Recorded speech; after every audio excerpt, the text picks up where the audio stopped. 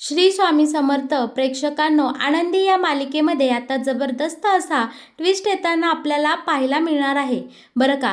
विद्याधरने केलेला कारनामा आता युगंधर समोर येणार आहे आणि पेठाऱ्यातून आनंदी बाहेर येतात सगळ्यांसमोर सत्याचा उलगडा होणार आहे की आता विद्याधर आनंदीची तस्करी करणार होता, तिला किडनॅप करून विकणार होता. हे सत्य जेव्हा पृथ्वीसमोर येतो तेव्हा मात्र पृथ्वीची काकाच्या नजरेत असलेली सगळी इमेज डाऊन झालेली असते. आता इकडे पृथ्वीने काकाला या सगळ्याबद्दलचा जाब तर विचारलेला असतोच, पण प्रेक्षकांनो पृथ्वी आता इकडे खूप मोठा धडाडीचा निर्णय घेताना आपल्याला पाहायला मिळणार आहे. तो काकासोबत जी बिझनेस डील करणार होता त्याचे पेपर तर तो इकडे टराटरा फाडून काकाच्या तोंडावर फेकून मारतोच, पण इकडे चक्क पृथ्वीने आता वडिलांच्या पावलावर पाऊल ठेवत इकडे आता सत्याचा निवाडा करताना स्वतःच्या काकाला धक्के मारत या निंबाळकर वाड्यातून बाहेर काढताना आपल्याला पाहायला मिळणार आहे. मालिकेत येणारं हे नवीन वळण पाहून सगळ्यांना खूप आनंद होणार आहे.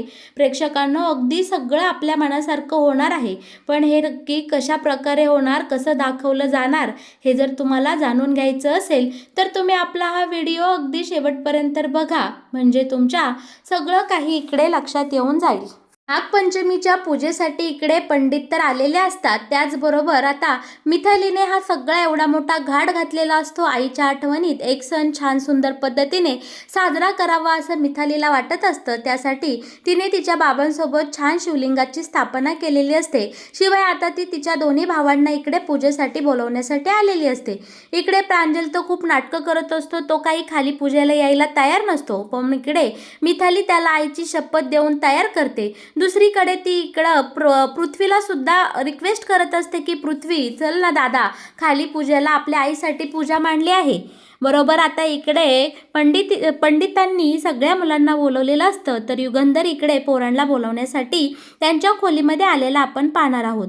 दुसरीकडे विद्याधरचा मूड आज इतका छान असतो की चक्क त्याने आज धनश्रीला बायकोचा दर्जा दिलेला असतो. धनश्रीसोबत एकदम गोडगोड बोलत असतो, नाचू लागलेला असतो, गाऊ गायलेला असतो आणि आता इकडे धनश्रीला बोलतो की आज आपण दोघांनी छान पार्टी करायची आहे, आपल्याकडं खूप सारा पैसा येणार आहे, चंद्राला सुद्धा डाग आहे, तू तर माणूस आहे आणि बास तू माझ्यासाठी खूप काही करती, आजपासून मी तुला बायकोचा मान देणार आहे. धनश्री आज आपण खूप गंमत करायची, मज्जा करायची, तोवर मी आंघोळ करून आलोच, कपडे वेगळी घालतो, आपण छानपैकी पूजेला जाऊयात बरं का. धनश्रीच्या आयुष्यात हे 4 सुखाचे क्षण आलेले असतात. त्याच वेळी इकडे शलाकाचा फोन विद्याधरला येतो, पण धनश्रीला वाटतं यांचा मूड छान आहे आणि या बाईसोबत बोललं का त्यांचा मूड खराब होईल, म्हणून इकडे धनश्री उगीच आगाऊपणा करते आणि विद्याधरचा फोन स्विच ऑफ करून ठेवते आणि तिकडनं शालाका इकडे विद्याधरला फोन करत असते. आता शालाकाचं विद्याधरचं इकडे बोलणं होत नसतं, तोवर विद्याधर इकडे तयार होऊन बाहेर आलेला असतो. पुन्हा एकदा इकडे विद्याधर आपल्या या धनश्रीसोबत छान प्रेमाने वागत असतो. तितक्या तिकडे आता शलाकाचा फोन या धनश्रीच्या फोनवर आलेला असतो आणि विद्याधर तो फोन उचलतो. शलाका सांगते, अरे बिंडोक माणसा, किती वेळ झाले मी तुला फोन करते, तुझा दबडं कशाला बंद करून ठेवलंय, कारण त्या माणसांनी जो पेटारा डिलिव्हरी केला आहे, तुझं असं म्हणणे आहे ना, तो निंबाळकर वाड्यात आणून ठेवला आहे. आपण आनंदीला निंबाळकर वाड्यातून गायब करण्याचा प्लॅन केला, पण ती आता योगायोगाने तिथंच आली आहे, त्यामुळे लवकरात लवकर तू तो पेठारा बाहेर काढ आणि हे सगळं प्रकरण मिटव, नाहीतर सगळं आपल्या अंगावर शेकेल, असं शालाकाने विद्याधरला निरोप दिलेला असतो. विद्याधरला निरोप दिल्याबरोबर विद्याधर आता या सगळ्या प्रकरणाची शहानिशा करतो आणि त्याचा फोन धनश्रीने स्विच ऑफ केला होता हे त्याला कळल्याबरोबर तो धनश्रीला इकडे मारहाण करताना आपल्याला पाहायला मिळणार आहे. धनश्रीच्या आयुष्यात आलेले 4 क्षण 4 मिनिटाचे सुद्धा नसतात. इकडे पुन्हा एकदा तिच्या आयुष्यात दुःखाचा डोंगर आलेला आपल्याला पाहायला मिळणार आहे आणि विद्याधर घाईघाईने आता हॉलमध्ये गेलेला असतो आणि तिथे आनंदी ज्या पेठाऱ्यामध्ये आहे ते संदूक त्याला हलवायचं असतं बरं का. आता इकडे युगंधर पंडितने सांगितल्याप्रमाणे मुलांना खाली न्यायला आलेला असतो. इकडे प्रांजल तर रागे रागे गेलेला असतो, पृथ्वी यायला तयार नसते. यावर आता युगंधर बोलतो की मिथाली चल, तू माझ्यासोबत चल, ज्याला यायचंय तो येईल, नाही तर नाही येणार. आणि आता युगंधरचं हे बोलणं ऐकून पृथ्वीला राग आलेला असतो आणि तो सुद्धा पूजेसाठी इकडे खाली आलेला असतो. पंडितजींनी सांगितलेलं असतं की ते समोरचा जो बॉक्स आहे, संदूक आहे, तो पूजेमध्ये अडथळा आणतोय, त्यामुळे तो हलवा. त्यामुळे तो हलवण्यासाठी माई आणि बापू तिथे गेलेले असतात, पण त्यामध्ये आनंदी असल्यामुळे बॉक्स खूप जड लागत असतो. त्यांना तो बॉक्स सरकवता येत नाही.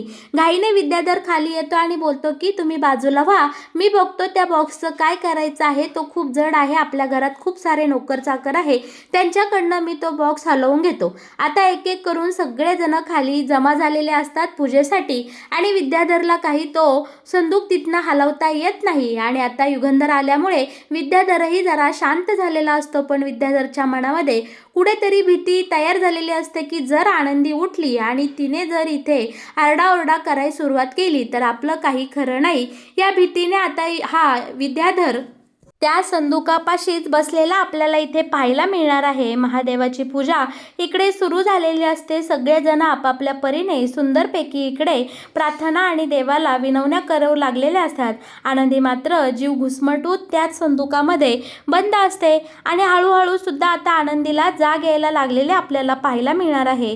जसजसं वेळ निघून जात होता तसं विद्याधरला इकडे घाम फुटत असतो, कारण विद्याधरला चांगलंच माहीत असतं जर आज आनंदी या पेटीमध्ये आहे हे सत्य घरात कळलं तर दादा माझी वाट लावल्याशिवाय राहणार नाही आणि आज माकी माझ्यासोबत खूप काहीतरी वाईट घडेल, अशी भीती आता इकडे विद्याधरच्या मनात येऊ लागलेली असते.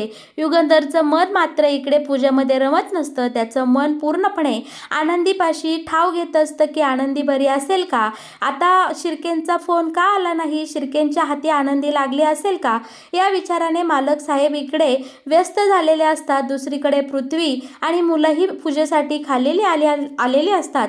मिथाली वडिलांशेजारी बसते आणि ही नागपंचमीच्या पूजेला आता छानपैकी सुंदर पद्धतीने इकडे सुरुवात झालेली असते. पंडितांनी सुद्धा मंत्र पुटपुटायला इकडे चालू केलेलं असतं आणि या सगळ्या मंत्रांच्या आवाजाने आणि महादेवाच्या आशीर्वादाने आपल्या आनंदीला इथे जाग आलेली आपल्याला पाहायला मिळणार आहे. जशी का आनंदी शुद्धीवर येते तसतसं ती आता पेठाऱ्याला लाथाबुक्क्या मारू लागते, जमेन तशी हालचाल करू लागते आणि ही सगळी हालचाल इकडे आता ह्या विद्याधरला जाणवत असती, कारण तो मुद्दामून त्या बॉक्सपाशीच बसलेला असतो. पाठीला आधार होईल असं खोटं सांगून तो बॉक्सपाशी फक्त आनंदी उठते का काय तिथं हालचाली आहे हे चेक करण्यासाठी बसलेला आपल्याला इथे पाहायला मिळणार आहे. आणि त्यानंतर आता त्या विद्याधर विचार करतो की आपण आता हा बॉक्स बाहेर हलवला पाहिजे आणि प्रेक्षकांनो इथे खूप मोठा चमत्कार झालेला असतो. या बॉक्सवर डायरेक्ट इकडे फणी काढून नाग येऊन बसलेला असतो. नागाला पाहून हा विद्याधर घाबरतो आणि तिथून घाईघाईने उठतो आणि आता त्या नागाच्या दिशेने त्या पेठाऱ्यापाशी जाण्याचा विद्याधर प्रयत्न करत असतो. पण विद्याधर जसा का त्या पेठाऱ्याजवळ जाईल नाग अजूनच फुसकारून विद्याधरकडं येताना आपल्याला पाहायला मिळणार आहे. प्रेक्षकांनो अखेरीस आता इकडे मालक साहेबांना प्रश्न पडलेला असतो की नागपंचमीच्या दिवशी आपल्या घरात हा नाग आलाच कसा, आणि माईच्या तोंडून सुद्धा इकडे शब्द निघालेले असतात की आज मोठा चमत्कार झाला. नागपंचमीच्या दिवशी नाग घरात येणे हा खूप मोठा दैवी संकेत आहे असं माई आता इकडे युगंधरला बोलते. पण आता घाईघाईने विद्याधर फक्त त्या पेटीजवळ एकटाच जाण्याचा प्रयत्न करत असतो, पण नाग मात्र विद्याधरला इथे जवळ येऊन देत नसतो. विद्याधर जसा जवळ जाईल तसा नाग इकडे फणी काढून फिसकाऱ्या मारत असतो. शेवटी आता इकडे मनोभावे आपला युगंधर त्या नागासमोर जातो, त्याच्यासमोर मनोभावे हात जोडतो, त्याला प्रार्थना करतो, विनवणी करतो. घरातले सगळेच नागाला शरण जातात आणि तुम्ही आमच्या घरातून निघून जावं अशी प्रार्थना करतात. मग काय प्रेक्षकांनो इथं देवी चमत्कार घडलेला असतो. नागाने इकडे युगंधरचं बोलणं अगदी सहजतेने ऐकलेलं असतं. युगंधरच्या प्रार्थनेला आता इकडे या नागाने पूर्णपणे साथ दिलेली आपल्याला पाहायला मिळणार आहे आणि नाग तिथनं कडकडेने निघून गेलेला आपण पाहणार आहोत.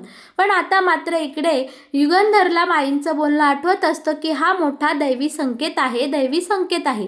आता इकडे युगंधरच्या मनामध्ये प्रश्न येतो की या पेटीमध्ये नक्की काय आहे आणि यातून नाग कसा आला, असं म्हणत आता डायरेक्ट आपले मालक साहेब त्या पेठाऱ्याजवळ जातात आणि तो पेठारा उघडून पाहतात तर काय आतमध्ये आनंदी, आणि आनंदी आतमध्ये असल्यावर इकडे युगंधरला अक्षरशः खूप आनंद झालेला असतो.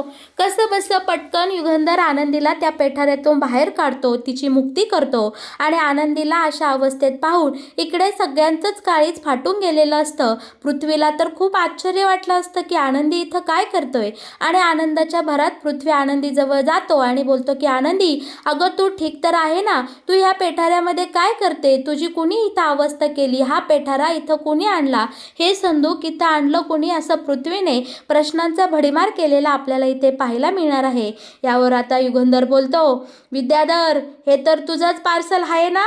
कारण मगाशी जी माणसं आली त्यांनी सांगितलं विद्याधर साहेबांचं पार्सल आहे हे. आता विद्याधर इकडे ततमम करू लागलेला असतो आणि सगळ्यांच्या लक्षात आलेलं असतं की आनंदीला आता आणि त्याच वेळी आता प्रेक्षकांना इथे आरती आणि आपले शिर्के आलेले असतात आणि त्यांनी मालक साहेबांना सांगितलेलं असतं की कोणीतरी संदुकामधून आनंदीची तस्करी केली आहे, आनंदीला किडनॅप केलं आहे, आनंदी आमच्या हाती लागली नाही. आणि समोरच ती पेटी आणि आनंदीला पाहून आरतीला खूप आनंद होतो.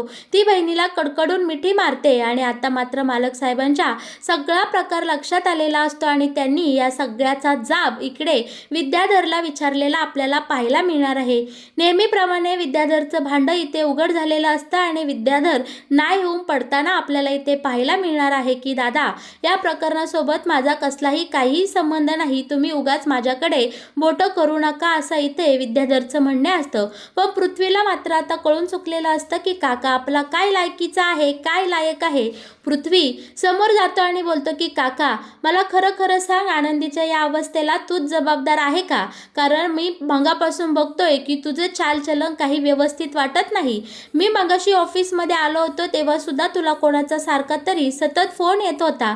याचा अर्थ हाच होतो ना की आनंदीला तूच या पेठाऱ्यामध्ये कैद केला आहे. आणि प्रेक्षकांनो, नेहमीप्रमाणे भावनेच्या भरात विद्याधर भडाभडा बोलून मोकळा झालेला असतो आणि बोलतो की हो, मीच या आनंदीला या पेठाऱ्यामध्ये कैद केला आहे, तिला मी विकणार होतो आणि खूप सारे पैसे मिळवणार होतो, असं सत्य स्वतःच्या तोंडूच विद्याधरने इथे कबूल केलेलं आपल्याला पाहायला मिळणार आहे. त्यानंतर मात्र इकडे पृथ्वीची तळपायाची आग मस्तकात गेलेली असते. एका महिलेसोबत इतक्या नीचपणे वागणाऱ्या काकाचा आपल्या पृथ्वीला खूप राग आलेला असतो. पृथ्वी काकासमोर जातो आणि बोलतो की अरे काका, अजून तुझी किती रूपं आम्हाला बघायला मिळणार आहे. वाटलं होतं तू सुधारला आहेस, आमचा बाप चांगला माणूस नाही पण निदान काका तरी आमचा आहे, पण तू सुद्धा त्याच लायकीचा निघाला रे. बायकांची तस्करी करून पैसे मिळवणाऱ्या माणसासोबत मला कधीही बिझनेस करायचा नाही आणि मी असली माझी नीतिवत्ता विकून कधीही तुझ्यासोबत बिझनेस करणार नाही, तुझा पार्टनर होणार नाही, असं म्हणत पृथ्वीने ते पेपर्स, जे डॉक्युमेंटचे पेपर्स असतात ते टराटरा फाडत इकडे युगंधरच्या साक्षीने विद्याधरच्या तोंडावर फेकून मारलेले असतात. आणि आनंदीची अशा प्रकारे घृण पद्धतीने वागण्याबद्दल आता इकडे युगंधर समोर पृथ्वीने सुद्धा या विद्याधरला जाब विचारलेला आपल्याला पाहायला इथे मिळणार आहे. आणि एवढं करून इथे पृथ्वी थांबत नाही तर सरळ त्याच्या काकासमोर जातो आणि सगळ्या निंबाळकर वाड्यातल्या सगळ्या सदस्यांना सांगतो की यापुढे या घरामध्ये या माणसाला राहायचा अजिबात अधिकार नाही, ज्याला समस्त स्त्री जातीचा मान ठेवता येत नाही. या वाड्याच्या सुनेसोबत तो इतक्या घृण पद्धतीने, आनंदीसोबत तो इतक्या नालायक पद्धतीने काका वागू शकतो, तर तो इतर व्यक्तीसोबत काय धडाची नाती निभावणार आहे. असं बोलत आता पृथ्वीने एक मोठा धडाडीचा निर्णय घेतलेला असतो. तो त्याच्या वडिलांना सांगतो की काकाला आजपासून या घरात राहण्याचा काहीही अधिकार नाही आणि बाबा, मी काकाला घराबाहेर काढतो, असं म्हणत पृथ्वीने इकडे विद्याधरला धक्के मारत मारत घराच्या बाहेर हाकलून दिलेला आपल्याला पाहायला मिळणार आहे. आणि प्रेक्षकांनो, पृथ्वीच्या या सुंदर निर्णयाचं स्वागत आता इकडे युगंधरने मोठ्या थाटात मानाने केलेलं आपल्याला पाहायला मिळणार आहे. आणि पृथ्वीने ही घेतलेले ॲक्शन पाहून आपले मालक साहेब म्हणजे आपला युगंधर इकडे पृथ्वीची पाठ थोपटतो आणि बोलतो की शाबास पठ्ठ्या, शाबास, मला तुझ्याकडनं हीच अपेक्षा होती. कोणत्याही स्त्रीकडे वाकडी नजर टाकणाऱ्या माणसाला आपण अशीच अद्दल घडवली पाहिजे.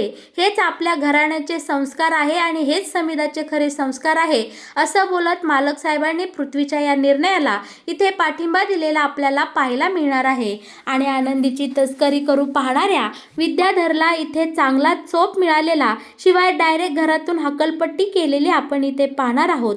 तर मग प्रेक्षकांनो, कसा वाटला तुम्हाला आनंदी या मालिकेत येणारा हा नवीन ट्विस्ट? या मालिकेत येणारे असेच नवनवीन अपडेट जर तुम्हाला सगळ्यात आधी जाणून घ्यायचे असतील तर तुम्ही नक्कीच आपल्या या चॅनलला सबस्क्राईब करा आणि हो, आपल्या व्हिडिओला लाईक केल्याशिवाय तुम्ही अजिबात कुठे जाऊ नका. आनंदी ही मालिका प्रेक्षकांच्या खूपच पसंतीत उतरत आहे आणि या मालिकेत येणारे हे नवनवीन ट्विस्ट, नवनवीन वळणं तर अगदी खतरनाक आहे. विद्याधरला तर त्याच्या कर्माची शिक्षा इकडे मिळालीच आहे, पण पृथ्वीने घेतलेला हा धडाडीचा निर्णय किती प्रेक्षकांना आवडला त्यांनी नक्कीच आपल्या कमेंट बॉक्समध्ये तुमची मतं आणि प्रतिक्रिया नोंदवा. तुम्ही माझा हा व्हिडिओ अगदी शेवटपर्यंत मनापासून ऐकलात, पाहिलात म्हणून मी तुम्हा सर्वांचे इकडे आभार मानते. धन्यवाद.